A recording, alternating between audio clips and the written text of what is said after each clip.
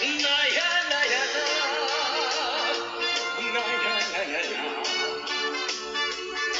밤늦은 골목길 외쳐보아도 젖은 그림자 여러분 안녕하세요. 즐거운 과학 시간에 돌아왔어요. 여러분들이 지난 시간에 개구리를 엄청 보고 싶어 했었죠?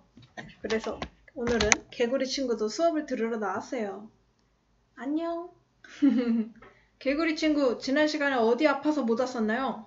지난 시간에 배 아파서 못 왔어요. 배 왜 아팠어요? 그때 똥을 못 싸서 배가 아팠었어요. 지금은 똥 다 쌌어요. 아, 그래요. 잘 됐네요. 자, 그러면 지금부터 오늘 지난 시간에 수업 같이 들었던 흰둥이랑 개구리랑 나란히 앉아서 우리 같이 내포중학교 과학 수업하는 거 도와줘야 돼요. 네. 네, 그러면은 수업을 이제 시작해 보도록 하겠습니다. 자, 이제 작아지세요. 자, 다음 슬라이드로 이동해 보겠습니다. 지난 시간 복습을 좀 해볼게요. 선생님이 이제 지구온난화 부분에 대해서 얘기는 했었는데 이제 교과서 부분을 짚어주지 않아서 교과서 부분도 한번 다시 볼 겸 복습을 해보겠습니다. 자, 우선 지구에서 복사평형이 어떻게 일어나냐. 자, 우선 태양에너지를 흡수하죠. 네, 태양에너지가 100%라고 했을 때 지구가 100% 다 먹느냐. 그랬으면 좋은데 지구가 70%만 먹어요. 왜? 30%는 반사돼 버려요. 자, 70%의 태양 에너지를 먹었습니다. 자, 그런데 복사평형이라는 것은 흡수하는 양과 방출하는 양이 같아지는 거죠? 그러면 70%를 흡수했으면 몇 프로를 방출해야 합니까? 그렇죠. 똑같이 70%를 방출해야 되죠. 네, 그 얘기를 하고 있는 거예요. 자, 그러면 70%를 먹고 70%를 내보내는 것은 복사평형이라는 걸 우리가 배웠었어. 자, 그런데 바로 내보내 우리 지구도? 우리 지구는 다행히 바로 내보내는 게 아니라 온실효과 기능이 있어서 이 70%를 바로 내보내지 않고 대기가 머금었다가 지구의 열을 어느 정도 일정하게 유지시켜주는 기능을 한 다음 천천히 내보낸다. 네, 그 얘기를 하고 있는 그림이에요. 자, 그러면 책도 한번 읽어볼까요? 지구로 들어오는 태양 복사 에너지를 100%라고 했을 때 약 30%는 우주로 반사돼요. 지구는 지구로 들어오는 태양 복사 에너지의 약 70%만 흡수하고 흡수한 것과 같은 양의 복사 에너지를 결국에 방출해요. 그러니까 얼마를 방출한다는 거야? 70%를 방출한다. 그래서 복사 평형을 이루는데 그 과정에서 지표가 방출하는 지구 복사 에너지는 일부만 바로 방출되고 나머지는 흡수되었다가 나중에 방출한다. 그게 뭐다? 온실효과다. 자, 온실효과.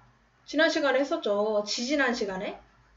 온실효과를 만들어내는 기체가 온실기체였어. 온실기체는 뭐뭐 있었죠? 이산화탄소, 메탄가스 그런 거 있었죠. 자, 그러면 그 중에서 가장 영향을 많이 미치는 이산화탄소를 한번 볼게요. 왜 사람들이 그렇게 이산화탄소 자꾸 위험하다, 이산화탄소 줄여야 된다 그런 얘기를 하냐? 이렇게 그래프를 보면 분석을 할 수가 있습니다. 이산화탄소가 쭉 이렇게 높아지는데 이거가 굉장히 비슷한 상승률을 가지고 지구온난화가 생기고 있다는 거죠. 이산화탄소가 높아지니까 지구의 평균 기온도 계속해서 상승하고 있다. 뭐 원래도 과거에도 지구의 온도는 계속 오르락 내리락 했었는데요. 지금 상승하는 속도는 무려 그 과거에 오르락 내리락 했었던 그 정도의 상승 속도가 아니라 무려 그때 25배나 빠르게 지금 상승하고 있다고 합니다. 지금 매년 여름마다 막 기록적 폭염을 기록했다. 막 이런 거 얘기 나오잖아요. 그런 것처럼 계속해서 온도가 올라가고 있어. 자, 그래서 최근 지구는 대기 중에 증가하는 온실기체의 영향으로 대기의 온실효과가 계속 증가해버려. 적당하게 온실효과 있으면 너무 좋은데 계속 증가해서 지구의 복사에너지를 더 많이 흡수하고 더 많은 에너지를 방출하고 그래서 지금 지구의 평균 기온이 높아졌는데 그게 바로 지구온난화다. 네, 여기까지 하겠습니다. 네, 지난 시간에 살짝 했었지만 책도 한 번 더 읽어봤어요. 자, 오늘 할 내용은 구름과 강수인데, 자, 여러분들 이제 선생님이 후기를 보면 너무 기분이 좋아요. 뭔가 선생님이 여러분들한테 편지 받는 기분이랄까? 그래서 정말 소중하게 하나하나 잘 읽어보고 있는데요. 네, 그 중에서 정말 좋았던 질문. 기온이 높아지면 왜 포화 수증기량이 높아지냐? 선생님이 그때 지난 시간에 기온이 높아지면 포함할 수 있는 수증기량이 많아지죠? 라고 말을 했었는데 왜 그렇게 되냐? 네, 너무 좋은 질문입니다. 선생님은 이런 질문하는 거 왜 그러는지 설명해 주는 거 너무 좋아요. 자, 두 번째. 선생님이 지난번에 있을 점 궁금한 사람들은 물어보면 알려줄게 했었는데 궁금하다는 얘기가 진짜 많았어요. 그래서 여러분들의 있을 점도 알려주도록 하겠습니다. 근데 선생님이 책 쭉 읽어보니까 우리 교과서에도 사실 있을 점이 나오더라고요. 그래서 있을 점은 꼭 해야 되는 부분이라서 오늘 알려주도록 하겠습니다. 자, 먼저 아까 기온이 높아지면 왜 포화 수증기량이 높아지냐 이 얘기를 한번 해볼 거예요. 자, 샤를의 법칙이라는 건데 여러분들 이 얘기 들어봤었나요? 사실 샤를이라는 이름 몰라도 돼요. 하여튼 샤를이라는 사람이 알아낸 법칙인데 온도가 올라가면 기체 부피가 커진다. 여러분들 이거는 사실 경험에서 알 수도 있어요. 한여름에 타이어 같은 게 조금 더 빵빵해지고 아니면은 꽉 막은 용기를 여러분들 점점 가열하면 그 용기가 어떻게 될까요? 공기가 부풀어서 펑 하고 터지겠죠. 네, 바로 온도가 올라가면 기체의 부피가 커지는 현상 때문이거든요. 똑같은 기체였더라도 온도가 50도에서 기체, 온도가 100도씨에서 기체는 크기가 달라요. 똑같은 양에. 속에 똑같은 양의 분자가 있어도 온도에 따라서 기체의 부피가 달라진다. 자, 이거를 하나 일단 아셔야 되고요. 자, 두 번째. 수증기라는 것은 마구마구 돌아다녀요. 우리 눈에는 그냥 하찮은 수증기처럼 보이지만 사실 이 수증기는 지금 미친 듯이 돌아다니고 있단 말이야. 미친 듯이 분자 운동을 하고 있어요. 근데 이 수증기들이 미친 듯이 마구마구 돌아다니다가 에너지를 다 쓰면은 자기들끼리 막 부딪혀서 에너지를 다 쓰면 응결이 됩니다. 즉, 수증기는 충돌 S가 많아지면 뭐가 된다? 응결해서 물이 된다. 자, 그러면 공기의 부피가 클 때와 공기 부피가 작을 때 수증기는 언제 더 쉽게 응결될까요? 자, 수증기는 많이 부딪히면 응결돼요. 자, 여러분들 아기들이 막 뛰어다녀요. 큰 방에서 뛰어다니는 거랑 작은 방에서 뛰어다니는 거랑 뭐가 더 부딪힐 확률이 높아질까요? 그치? 작은 방에서 뛸 때 훨씬 더 부딪힐 확률이 많겠지. 큰 방에서 뛰는 것보다 똑같은 양의 수증기라면. 네, 맞습니다. 여러분, 부피가 작을수록 수증기가 더 많이 부딪혀가지고 응결이 빨리 돼요. 자, 그러면 아까 거랑 지금 연결시켜 볼게요. 자, 이제 잠깐 이 녀석들 더 작아져라. 자, 수증기는 충돌 S가 증가하면 응결을 벌여. 자, 기체는 온도가 상승하면 단위 질량당 공기 부피가 증가해. 자, 그럼 이 두 개념을 합쳐볼게. 온도가 상승하면 공기의 부피가 커져. 공기방이 커진다고 생각하면 돼. 그러면 그 안에 있던 수증기끼리 충돌하는 횟수가 감소하겠죠. 그렇지. 그럼 수증기가 잘 응결이 될까 안 될까? 잘 응결이 안 돼. 그러니까 수증기를 더 많이 포함해도 응결이 잘 안 일어날 수 있는 거야. 그렇기 때문에 여러분들 온도가 올라가면 공기의 부피가 커져서 더 많은 수증기를 포함할 수 있다. 더 많은 수증기를 포함할 수 있다는 건 뭐야? 잘 응결이 안 된다. 즉, 포함할 수 있는 수증기량이 많아진다. 포화되는 수증기 값이 커진다. 자, 예를 들면 온도 10도씨에서 포함할 수 있는 수증기량은 50g/kg이었어요. 자, 근데 온도가 50도씨 올랐어. 그럼 포함할 수 있는 양이 더 많아져, 적어져? 네, 더 많아져. 왜? 쉽게 응결이 안 되니까. 그러면 최대로 포함할 수 있는 수증기량이 더 많아지는 거지? 그게 바로 뭐였어? 그게 바로 포화 수증기였잖아. 그치? 그래서 온도가 많아지면 온도가 높아지면 포화 수증기량이 증가하는 거였어요. 네. 이 질문을 해준 친구에게 박수! 네. 자, 고맙습니다. 자, 다음으로 넘어가 볼게요. 결론. 온도가 상승하면 단위 질량당 공기의 부피가 커져서 수증기가 충돌하는 횟수가 줄어들고 그렇다면 응결이 쉽게 일어나지 않아요. 그래서 포함할 수 있는 수증기 양이 점점 더 많아지는 것이다. 네, 됐습니다. 자, 넘어갈게요. 자, 이슬점 알려달라고 하셨죠? 이슬점. 사실 진짜 중요한 개념이에요. 있을 점 뭐 근데 어렵진 않아요. 있을 점이라는 것은 이슬이 되는 온도. 자, 아까 수증기가 물이 되는 걸 뭐라고 했죠? 응결. 응결이 되는 온도야. 이게 끝이야. 자, 끝 넘어갈게요. 조금 더 자세하게 해볼게요. 이슬이 되는 온도, 즉 포화 상태에 도달했다는 온도. 그래서 이슬점이라는 것은 수증기량을 막 늘려주거나 그런 거 없이, 수증기량 변화 없이 포화 상태에 도달하게 되는 온도예요. 자, 예를 들어 볼게요.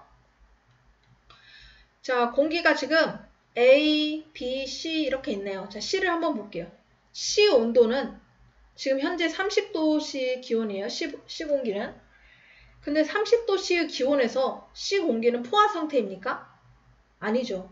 포화 상태가 되려면 훨씬 더 많은 수증기를 머금어서 27.1g/kg까지 올라가야 포화 상태가 되는 거죠. 근데 지금 포화가 아니에요. 수증기 부족합니다. 얼마큼 부족해요?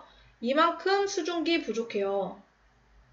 그런데 수증기가 없다면 이 녀석이 포화되고 싶어. 그럼 뭘 해주면 될까요? 네, 여러분 기온을 낮춰주면 돼요. 기온이 쭉 낮아져서 20도에 도달해. 자, 그러면 딱 시공기가 포화 상태에 도달할 수 있어. 그게 바로 이슬점입니다. 시공기가 이슬이 되는 온도는 그럼 몇 도야? 그렇지, 20도가 되는 거지.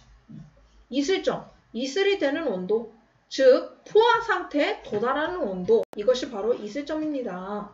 선생님, 포화 상태에 도달하기 위해서 수증기량을 막 추가했어. 그럼 이게 이슬점인 거야? 아니야. 왜? 수증기량의 변화 없이 수증기량 건들지 말고 온도만 조절했을 때 포화 상태에 도달하게 되는 온도가 바로 이슬점이거든요. 자, 몇 개 더 해볼게요. A의 이슬점. A는 몇 도씨까지 온도가 떨어져야 이슬이 됩니까? 쭉 떨어져서 여기네. 몇 도야? 0도네. 선생님 잘못 썼어요. 이거 B. A의 이슬점 몇 도? 0도. 0도가 됐을 때 수증기량 3.8g/kg이던 A가 포화가 되는 거죠. 그래서 A의 이슬점이 0도였고요. 다 잘못 썼네 이거. 여러분도 이렇게 헷갈리면 안 돼요. 자, 비공기 봅시다. 비공기는 온도가 몇 도까지 떨어져야 이슬점이 이슬이 됩니까? 쭉. 자, 비공기는 몇입니까, 여러분? 네, 10도씨죠. 10도씨까지 온도가 떨어져야. 지금 이 비공기는 그러면 여러분 이렇게도 문제를 낼 수 있겠네. 자, 선생님 만약에 역으로 공기 B는 온도 10도씨에서 포화가 되었다. 공기 B가 가지고 있는 수증기량은 얼마인가? 라는 문제를 낼 수 있겠네요. 그럼 얼마입니까, 여러분? 10도씨에서 포화됐대요. 그럼 얼마큼 가지고 있습니까? 그렇지, 비공기는 7.6g, 뭐당 1kg당 7.6g의 수증기를 가지고 있다. 이렇게 대답하면 되는 거죠. 오케이, 너무 완벽해 지금. 자, C는 몇 도씨에서 포화돼요? 쭉. 네, 그렇습니다. 여러분 20도씨에서 포화가 되는 걸 알 수 있겠네요. 그래서 C의 이슬점은 20도가 되는 거죠. 네, 이슬점 괜찮죠? 네, 이게 답니다. 네, 이슬점 사실 되게 중요한 개념인데 되게 간단한 개념이에요. 오케이. 자, 여러분들 이런 질문을 해주셔서 고맙고 이런 것들을 궁금해서 선생님은 정말 더 신나게 수업할 수 있는 것 같아요. 이렇게 선생님이 알려줄 수 있게 해줘서 고마워요. 자, 그리고 그 밖에도 귀여운 후기들. 졸복 잡아먹으면 맛있을까요? 개구리가 더 좋아요. 개구리 다시 보여주세요. 자, 개구리 여기. 네, 사랑해요. 사랑해. 자, 하트, 손하트. 자, 개구리가 춤추는 거 보고 싶어요. 아까 춤췄죠? 네, 여러분들 바람대로 선생님 2마리 다 초대했습니다. 자, 항상 정말 여러분들 후기를 보면은 선생님이 더 열심히 수업 만들고 싶은 힘이 쑥쑥 나는 것 같아요. 요즘 되게 행복한 선생님은 나름 이렇게 여러분들 만나는 것도 되게 행복한 시간이라고 생각하고 있어요. 이제 곧 있으면은 여러분들 직접 얼굴 보고 선생님이 수업할 수 있겠네요. 자, 오늘 할 거는 이제 구름이야, 구름. 미세먼지 많은 날 여러분들 막 구름 만들어가지고 비 내리면 안 되나? 그런 생각 할 수 있죠. 실제로 지금 요즘 이런 실험들을 계속 하고 있어요. 그거를 인공강우 실험이라고 하죠. 자, 근데 구름이란 게 도대체 뭐냐? 구름은 도대체 어떻게 만들고 구름은 어떻게 모양이 결정되고 또 구름 여러분들 만지면 솜사탕처럼 잡힐까요?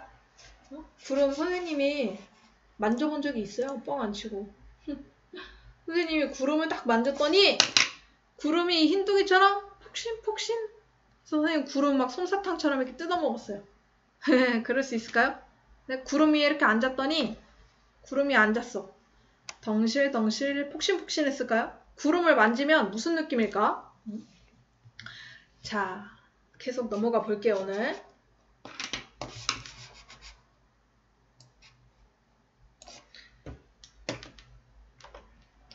자, 우선은 구름이라는 것을 이해하려면 여러분들 기압이라는 걸 이해해야 돼. 기압. 기압! 기압이라는 것은 공기의 압력이야. 공기가 나한테 주는 압력. 공기가 받고 있는 압력. 지금 이 순간에도 지금 여러분들 이 지구상에 있는 모든 생명체는 공기의 압력을 받고 있어. 기압을 받고 있단 말이야. 자, 지금 기압을 견디고 있는 우리들의 모습이에요. 근데 사실 기압이 눈에 보이나? 기압은 눈에 안 보이는데. 하지만 기압을 그려보면 지금 기압은 위, 아래, 옆, 왼쪽, 오른쪽 그냥 대각선 사방에서 모든 곳에서 지금 기압이 우리를 꽉 누르고 있어. 갑자기 막 허리 아프고 머리 아프지 않나요? 왜? 공기가 우리 지금 꽉 누르고 있단 말이야. 으악! 근데 우리가 만약에 이 힘을 못 이겨내면 어떻게 돼 이게? 여러분들 진공팩 생각해보세요. 고기 감싸는 그 진공팩 있죠? 공기를 쭉 빼내면은 완전히 찰싹 달라붙어 버리지. 그런 것처럼 우리도 아주 납작해질걸? 이 기압을 못 견뎌내면. 그래서 공기를 빼냈을 때 그게 왜 쪼그라들어? 그냥 공기 빼내도 자기 원래 모습 그대로 있으면 되잖아. 왜 쪼그라들어? 그게 사방에서 누르는 힘이 워낙 강하기 때문에 공기를 빼내버리면 기압에 콱 눌려가지고 그게 쪼그라드는 거야. 근데 이 기압이 우리가 지금 견디고 있는 기압이 무려 어느 정도입니까? 무려 10m 높이의 물기둥이 누르는 힘과 같습니다, 여러분. 여러분들이 지금 그걸 이겨내고 있는 거야. 지금 내 머리 위로 10m 물기둥이 나를 누르고 있는데 내가 그걸 이겨내고 있어요, 여러분들. 여러분들은 진짜 강한 사람입니다. 10m 물기둥이 누르고 있는 힘을 이겨내고 있는 거예요. 기압 한번 합시다. 기압 한번 해보세요. 으악! 난 진짜 힘세다. 자, 여러분. 기압은 공기의 압력이야. 즉, 공기가 많으면 많을수록 기압이 높아. 근데 공기는 어디에 제일 많아? 공기는 지표면에 제일 많아. 그렇지? 그리고 올라가면 올라갈수록 공기의 양이 점점 희박해지지. 그러면 높아지면 높아질수록 기압은 어떻게 돼? 커져 작아져. 공기가 없으니까 높은 곳으로 갈수록 공기가 없단 말이야. 그럼 당연히 기압이 낮아지는 것이. 자, 볼게요. 아까 선생님이 지금 10m 물기둥을 우리가 이겨내고 있지? 자, 머리 위로 무려 10m. 10m면 도대체 얼마큼이야? 사람 키가 보통 1m 60이라고 해볼까요? 보통 이 정도인데 사람이 하나, 둘, 셋, 넷, 다섯, 여섯, 사람 6명이 들어갈 정도의 물기둥이 지금 나를 누르고 있는 거야. 위에서만 누를까? 아니, 지금 옆에서도 그 정도의 똑같은 힘으로 날 누르고 있어. 대각선으로. 모든 곳에서 1기압, 우리 지표면에서는 1기압이라고 하거든요. 네. 1기압의 힘으로 나를 누르고 있어. 그걸 내가 이겨내고 있는 거야.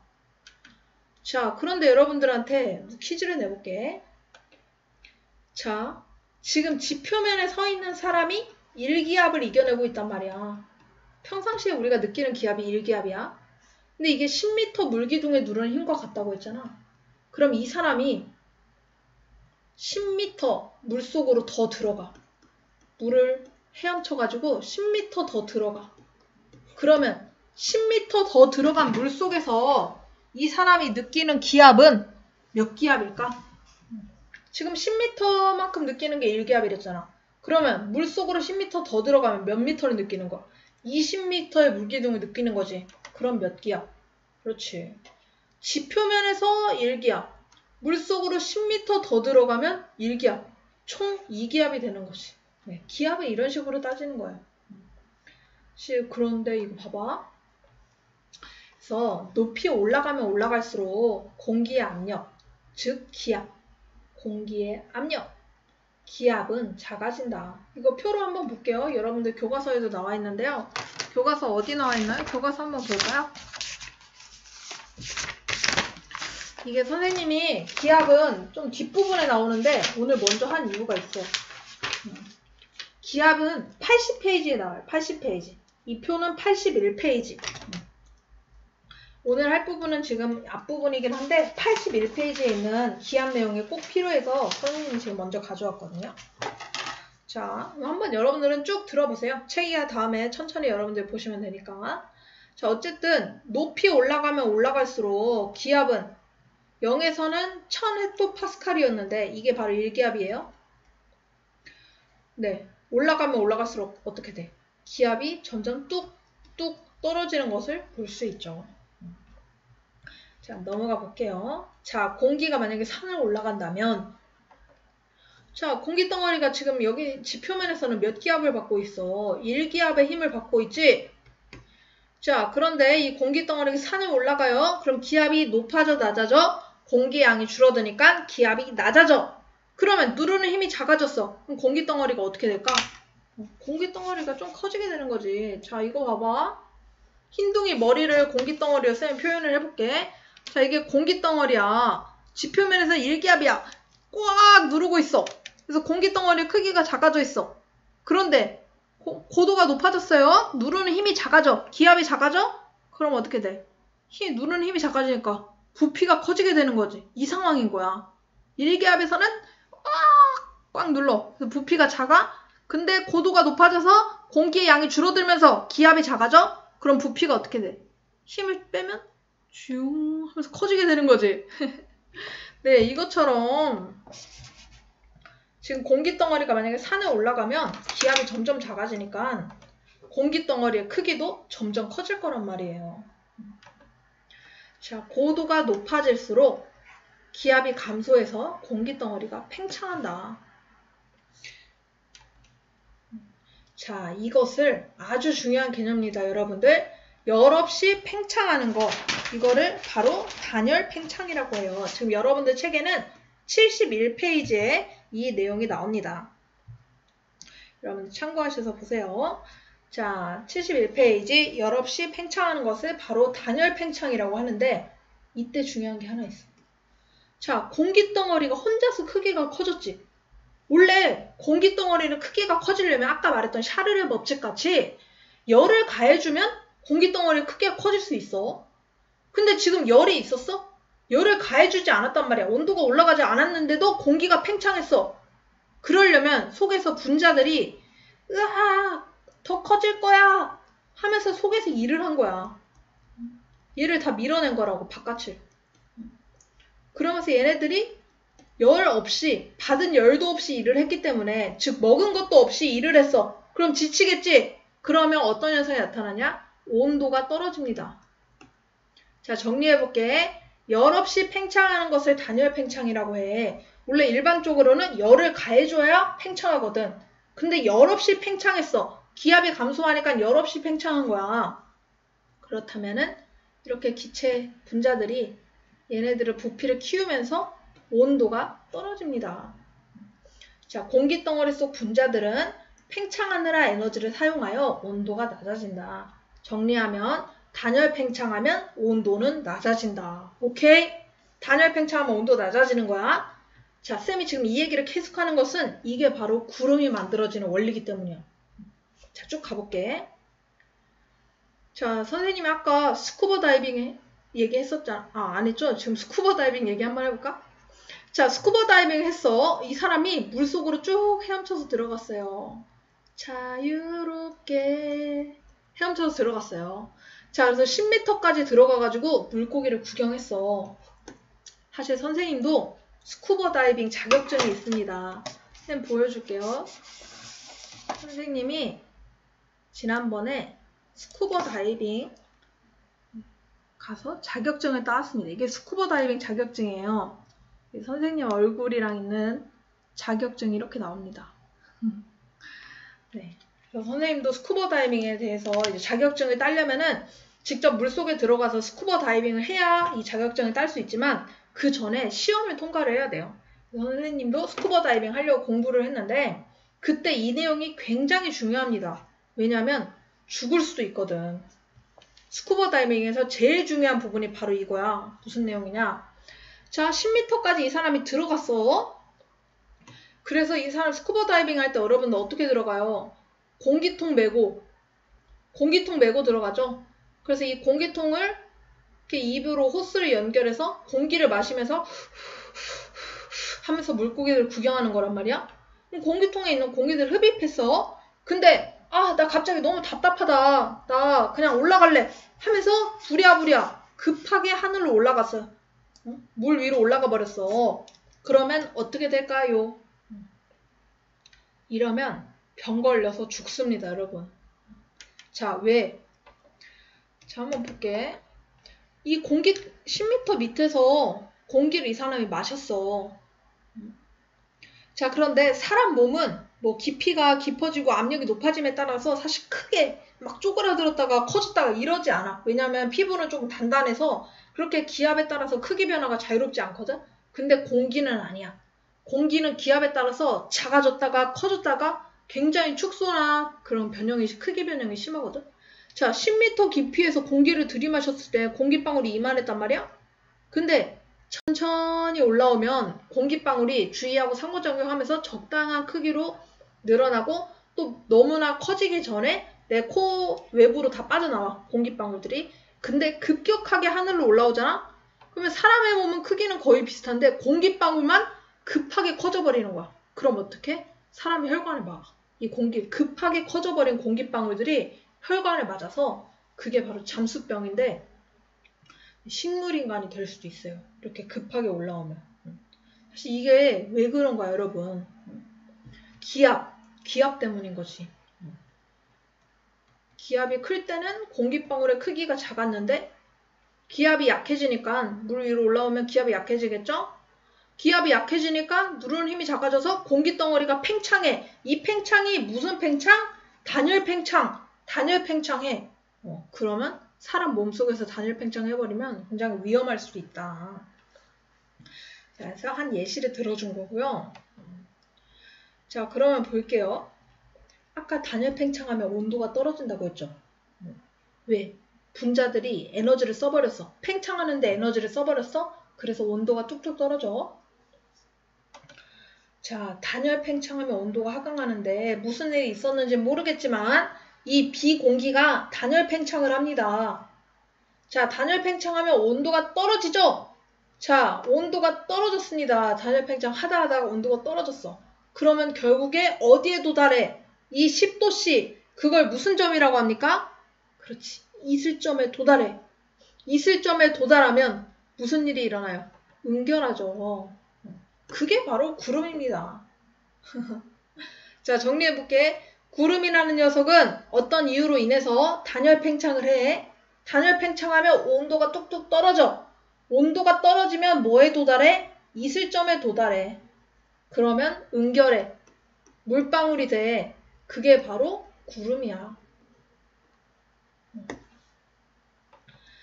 자, 공기덩어리는 여러분들 구름이 사실 선생님이 아까 만지면 막 솜사탕 같다 이렇게 장난을 쳤었는데 지표면에서 응결되면은 그게 안개고, 안개는 여러분들 만져본 적 있죠? 그냥 막 미스트 같잖아, 습기.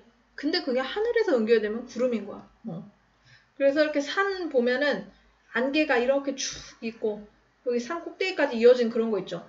그래서 우리가 저 멀리서 볼 때는 우와 구름이다 라고 생각하지만 만약에 여러분들 산 정상에 있잖아? 그러면 그냥 뿌연 안개같이 느껴져. 그러니까 구름 속에 들어와 있는 거나 마찬가지야. 자, 오늘 배운 내용 한번 쭉 정리해 볼게요, 여러분들. 처음에 온도에 따라서 포화 수증기량이 변하는 이유를 배웠어요. 온도에 따라서 포화 수증기량이 왜 변해? 온도가 높아지면 공기덩어리의 부피가 커져. 공기덩어리의 부피가 커지면 수증기가 충돌을 잘 안 해. 충돌 횟수가 줄어들고 그렇다면 응결도 잘 안 해. 그러면 더 많은 수증기를 포함할 수 있다는 거야. 아직 응결 안 했으니까. 그래서 총 포함할 수 있는 수증기량인 포화 수증기량이 증가한다. 라는 것을 아까 처음에 정리를 했었고요. 자, 두 번째 이슬점이라는 것은 뭐야? 이슬점이라는 것은 이렇게 포화 수증기랑 곡선을 쭉 그렸을 때 온도가 높아지면 높아질수록 포화 수증기량도 많아졌었는데 지금 현재 선생님 동그라미 친 이 공기는 포화되어 있지 않아. 왜냐면 포화되려면 이만큼까지의 수증기가 필요한데 수증기가 부족해. 그러면 이 상태에서 얘가 포화되려면 어떻게 하면 되냐? 온도가 떨어지면 포화 수증기량 곡선에 도달하죠. 그때의 온도가 바로 이슬점이다 라는 것을 배웠었어요. 자, 세 번째 기압. 선생님이 막 스쿠버 다이빙 얘까지 들어가면서 했었는데 기압은 공기가 누르는 압력이다. 근데 지금 여러분들이 느끼는 압력이 몇이다? 무려 물기둥 10m의 압력이다. 그걸 우리가 이겨내고 있다. 근데 공기는 어디에 제일 많아? 공기는 지표면에 제일 많아. 그래서 고도가 높아지면 높아질수록 공기가 줄어들어. 공기가 적어져. 그럼 공기가 적어지면 압력도 어떻게 돼? 압력도 적어져. 자, 그래서 여러분들 고도가 글씨 왜 이래요? 고도가 높아지면 높아질수록 압력 작아져요. 네, 이걸 배웠습니다. 이 얘기를 왜 했을까요? 고도가 높아질수록 압력이 작아지죠. 그러면 누르던 힘이 작아지면 공기덩어리의 부피가 어떻게 됩니까? 부피가 커져요. 아까 선생님이 흰둥이 머리 눌렀던 힘이 꽉 누르고 있었다가 눌렀던 힘을 서서히 낮춰주면 어떻게 돼? 흰둥이 머리가 부풀어 오는 것처럼 공기덩어리도 하늘 높이 올라가면 올라갈수록 커진단 말이야. 여러분들 풍선 봐봐. 풍선 지표면에 있을 때는 적당한 상태였는데 하늘로 갑자기 높이 올라가면 점점 빵빵해지다가 벙 터지죠? 그게 이것 때문이에요. 누르는 힘이 약해지니까 공기덩어리 부피가 커지면서 결국에는 풍선이 찢어버릴 정도로 커지는 거야. 근데 이때 부피가 커지는 이것이 무슨 팽창? 열없이 팽창했잖아. 단열 팽창. 그러면 분자들이 팽창하려고 일을 했죠? 이랬기 때문에 온도가 뚝뚝 떨어진다. 왜? 일이랑 온도는 관계가 있거든. 일을 하고 나면 에너지가 줄어들면서 온도가 줄어듭니다. 공기덩어리가 기압이 낮아지면서 단열 팽창을 하면 온도가 낮아진다. 그래서 이슬점에 도달하면 그것이 바로 구름이다가 여러분들 오늘 배운 내용이었습니다. 다음 시간에는 선생님이 방금 어떤 이유로 단열 팽창을 하게 되면은 구름이 된다라고 했죠? 도대체 무슨 이유? 그걸 알려줘야지. 공기덩어리가 단열 팽창을 하게 되는 상황 4가지를 여러분들 다음 시간에 배워보겠습니다. 다음 시간에 선생님이 구름 만드는 실험도 준비했거든요. 그 구름 만드는 실험도 다음 시간에 보여드릴게요. 네, 여러분들 오늘 고생 많았습니다. 이제 정식 시간표로 바뀌게 되면서 우리 다음 시간에도 이제 과제가 아니라 영상을 보면서 학습할 거예요. 네, 덕분에 선생님은 여러분들한테 구름 실험도 보여주고 더 많은 수업 내용을 여러분들과 함께 할 수 있어서 기분이 좋아요. 네, 여러분들 오늘 조금 복잡한 내용이었는데요. 한번 천천히 여러분들이 한번 정리를 해봤으면 좋겠어요. 네, 이 내용 한번 노트에다가 정리해가면서 공부하면은 조금 더 이해가 잘 갈 거예요. 네, 오늘도 즐거웠습니다. 과학시간. 여러분들 다음 시간에 만나요. 안녕.